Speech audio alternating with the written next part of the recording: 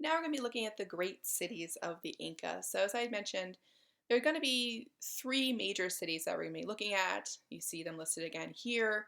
And I'll walk through each of these cities and explain why they were important, how they functioned for the Incan Empire. Here's a nice valley of what we call the nice, not a nice valley, a nice map, right, of what we call the Sacred Valley in Peru.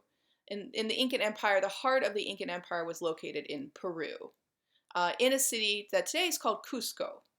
So when I traveled to Peru in 2006 on my vacation, which are usually also art endeavors as well, we flew into Lima, which is on the coast, and then we took another plane to the heart of the Incan civilization, which is Cusco. It's at a very high elevation, and then you have this valley that runs through, right, between the mountains. So it's an interesting experience going there because a lot of people get altitude sickness. So if you ever go, be aware. But you'll notice that the Sacred Valley has a river that runs through it, which is called the Urubamba River. And you have, of course, on this map, the various cities that are outlined. So you can find the three I'm going to talk about on this map if you're looking at it. And you'll notice we're going to move from what is today modern day Cusco by looking at Sacsayhuaman. Going northward, we'll go to Ollantaytambo next, and then we'll end up in Machu Picchu, which of course is the most well-known of the Incan cities. But this area here was sort of the sacred, right, area for the Inca, even though of course their empire ranged over many, many, many miles, right, up and down the coast. This was their heart, so this is where we're going to focus our attention and talk a little bit about the kind of architecture and structures, right, that they used. I went on a trip with Overseas Adventure Travel, which is often called OAT. It's actually a group that caters to older people. I started traveling with them when I was I think 23. Because they're a great value. But it is funny whenever I travel with them because, if you look at the older pictures of my travels, like when I went to Thailand and different places in Guatemala, I tend to be like the youngest person in the group. Now, of course, I'm reaching middle age, so I'm going to blend right in, right, sooner or later here soon. But you'll notice, of course, in this picture, and I'm with my group, which included my mother, and I'm the youngest in the front, right? But it was Overseas Adventure Travel is a great group, so I always recommend them.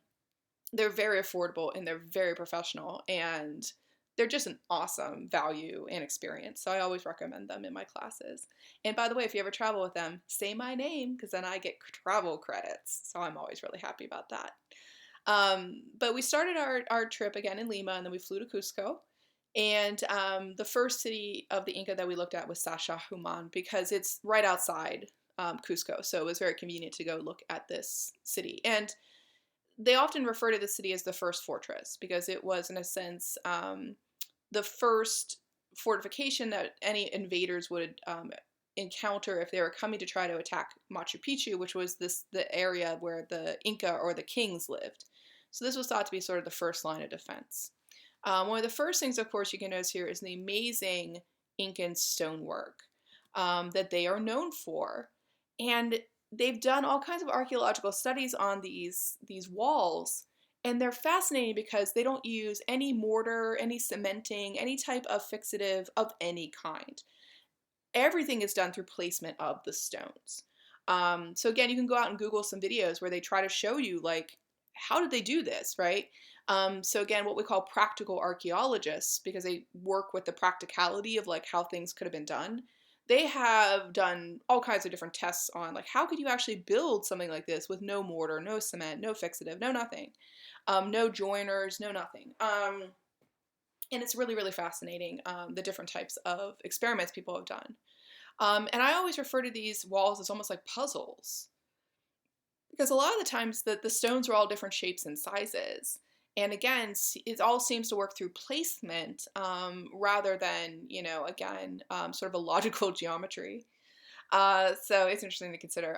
Also, they've, tried to do investigative studies on how they were quarrying and moving these stones. And again, it's almost mysterious to people how they were doing this. We know they were coming out of the mountains around the Sacred Valley, but then, again, how are they transporting them? It's almost as mysterious as how they transported the limestone they used for Egyptian pyramids. And then, how are they hoisting them? How are they putting them into place? How are they deciding on these shapes, to make these almost puzzles? So there's a lot that we don't know about how they were making these big, huge stonework walls, which are a hallmark, right, of Incan architecture. The Inca believed that spirits lived in the stones, though. So if you go back and look at like the Japanese system of Shinto and the Kami, there's very much a similarity there in thinking about, the idea of that, right? The idea of, these spirits, right, living in these stones and flourishing in these stones. And again, the sheer magnitude of some of the stones that they're using is just mind-blowing, right, to even consider. Now, we talked about how these cultures had sacred animals. And I mentioned that for the Inca, or for the South American people in general, right, it was the idea of the condor, a bird, a serpent, a snake, and then the idea of like a jaguar, or some also talk about a puma. So, again, a bird, a snake, a cat. And I have a little sculpture where they're actually all standing on top of one another, right, that I got when I was in Peru. So you have them, all three of these animals sort of stacked up on each other. It's pretty cool. I wanted to show you this aerial shot of the city of Sacsayhuaman, because if you're looking at it in profile, thinking about it like an animal's head in profile, it is meant to represent the idea of a puma's head with the jaw open, and like we can see the teeth on the bottom of the jaw. So again, if you look at the top part, it's supposed to look like the puma's head in profile. The circle would be like the eye of the puma, right? And then if you look at the bottom, it's supposed to be the bottom jaw with those jagged teeth. So people talk about how those walls, those exterior walls, were not done randomly. They were done to look like these jagged teeth, this diagonal shape kind of zipping across, zigzagging across the landscape. When you're down at the ground level, it's not as easy to tell like what the heck's going on here. It's when you see an aerial shot. So it always makes me think back to this idea of like the Nazca lines, and how these South American people seem to be making things so the gods can see them. So things can be seen from an aerial or a sky perspective, rather than what's being seen on the ground level being seen by us mere mortals. So again, I'll reference you back to the Nazca lines, right, as far as that's concerned. But when people talk about Sacsayhuaman, they talk about this idea of it as the first fortress, and then the idea that it represents the cat, right, or represents the puma, right, as far as the iconography. The second city is Ollantaytambo, which is related to as the second fortress. So if they broke through Sacsayhuaman, the idea that you would then be at the second line of defense. And this city is referenced to the idea of a serpent, right? It has more of the idea being referenced to a serpent. And this is because down in the valley, the Urubamba River was right nearby. So the shape of the city is not what they thought of as the serpent, it was the river. And this was, again, built for protection. It was built to protect Machu Picchu that was further up into the valley. And you'll notice the way that they create protection for the citizens if they were attacked is they used terracing. This was done in many different places in the Incan Empire. You'll notice they create these sort of steps up through the landscape, what they call terrace steps, and they could be used for all kinds of different functions. They could use them for agriculture, so they could take the water from the river and transport it up onto the terraces and grow different crops here. They could grow grass here and then use it for grazing their animal stock.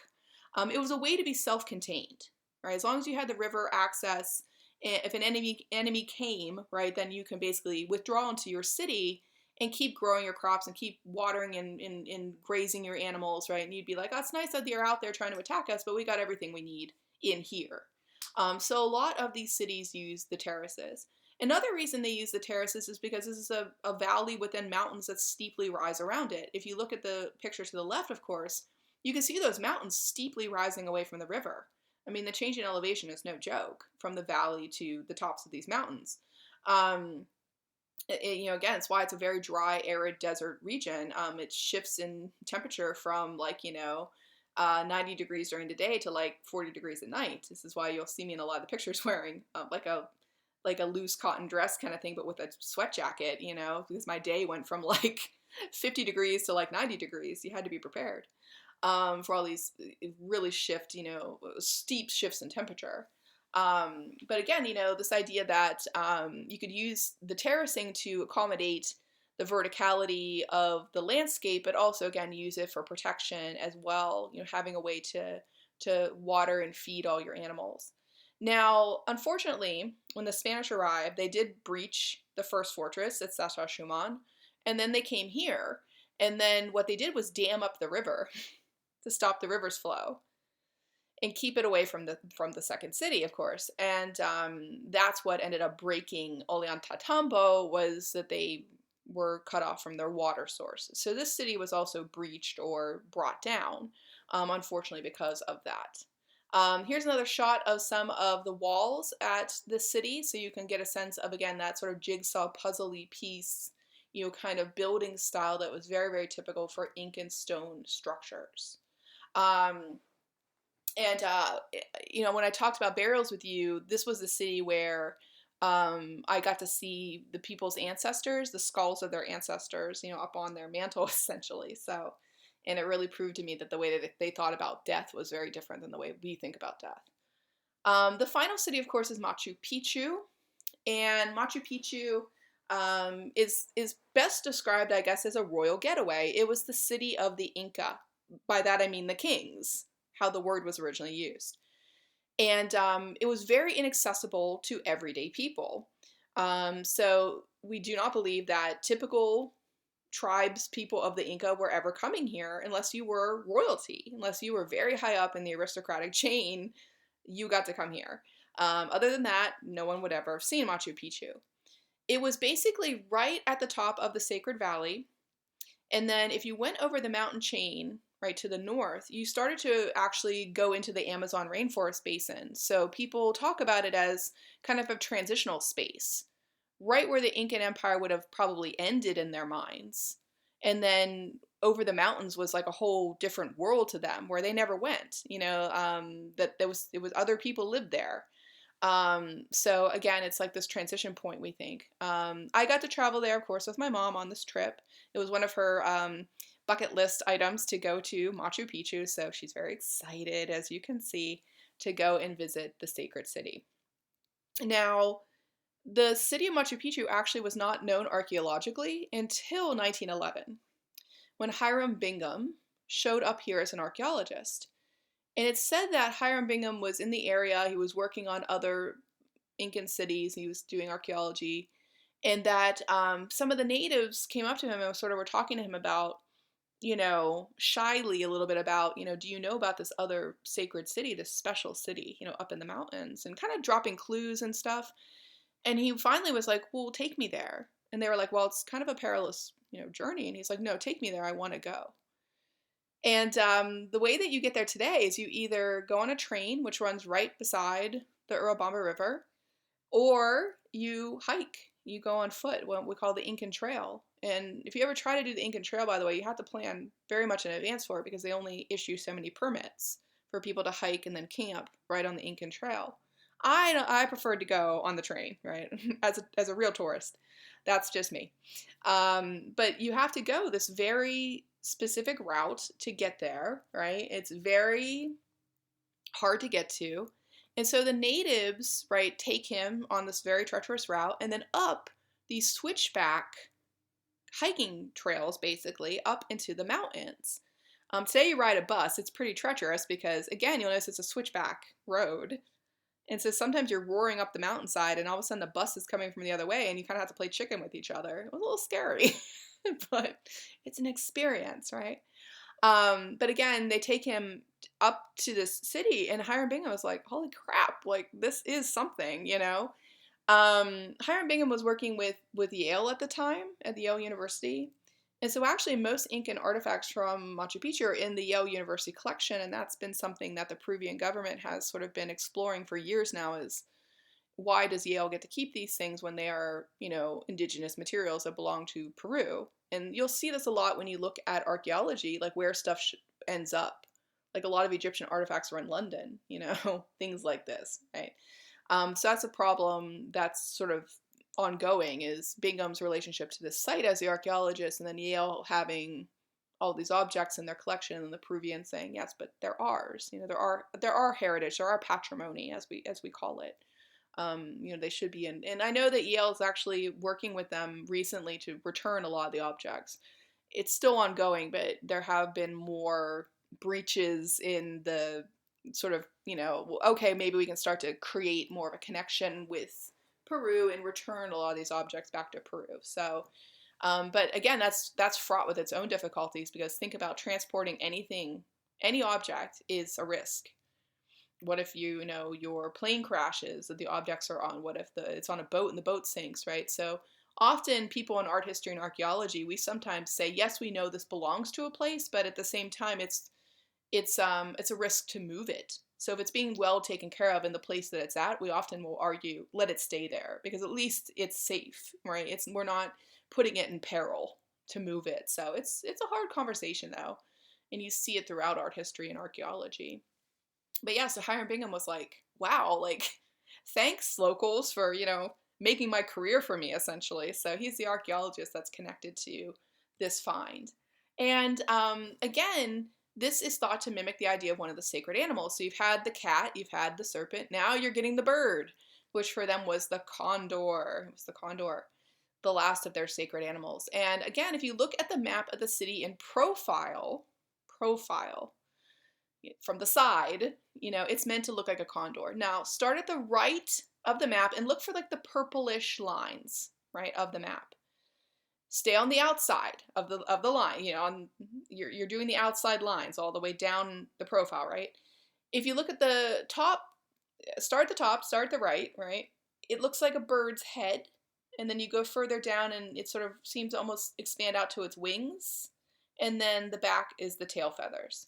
So again, you have to start to the right of the image and go towards the left. And think of a bird in profile as if it's laying on its side. And that is thought to look like a condor. So it's thought to look like the last of the sacred animals.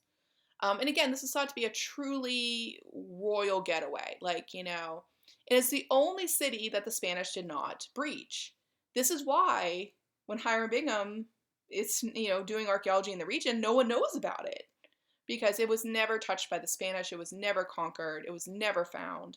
It really just stayed this like time capsule in a sense, right? This secret. It's really amazing to even consider. And so, yeah, when they show up here, they're just like, what are we looking at? It's at this high elevation, right? And is known for, again, its outstanding Incan stonework and architecture. Also, it was known for running water.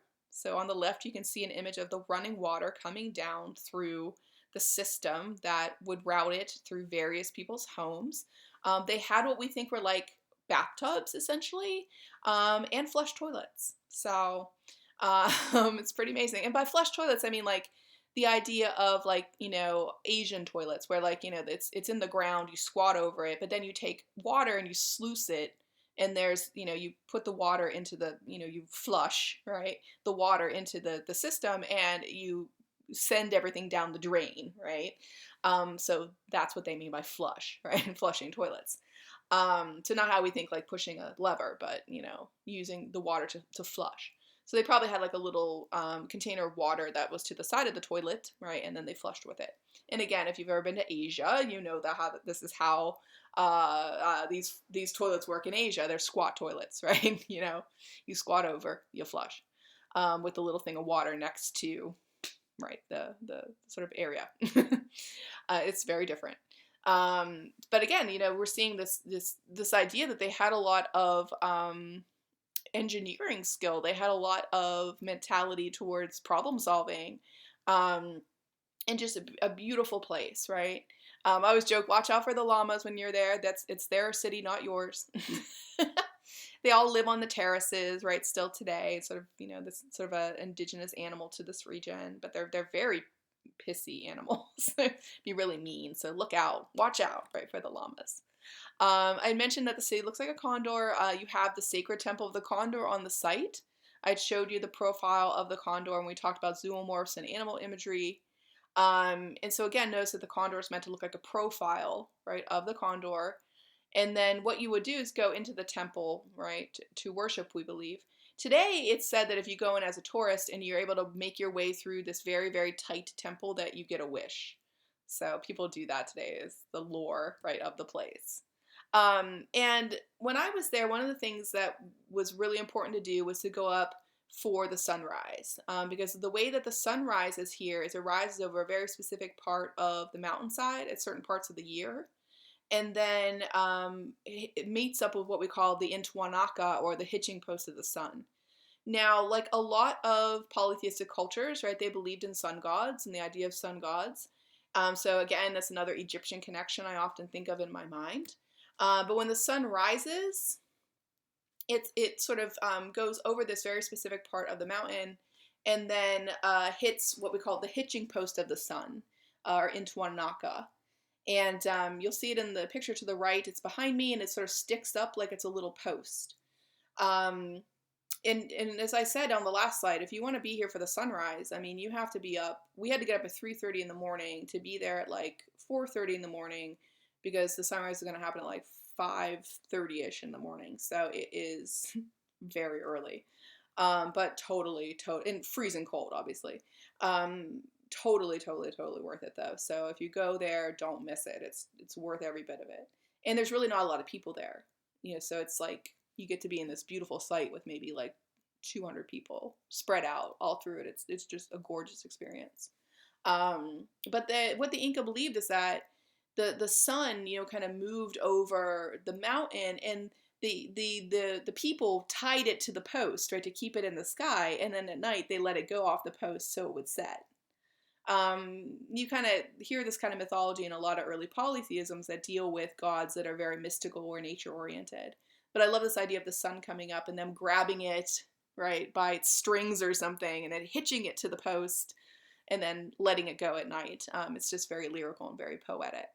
But yeah, the Inca, again, we can't know as much as we'd like about them because they weren't writing their own stories. We have to know a lot about them by studying the archaeology and looking at what the Spanish have to say to them. So there's a lot of, I'd say, gaps in our information, but they were a very powerful empire, right, before the Spanish arrived.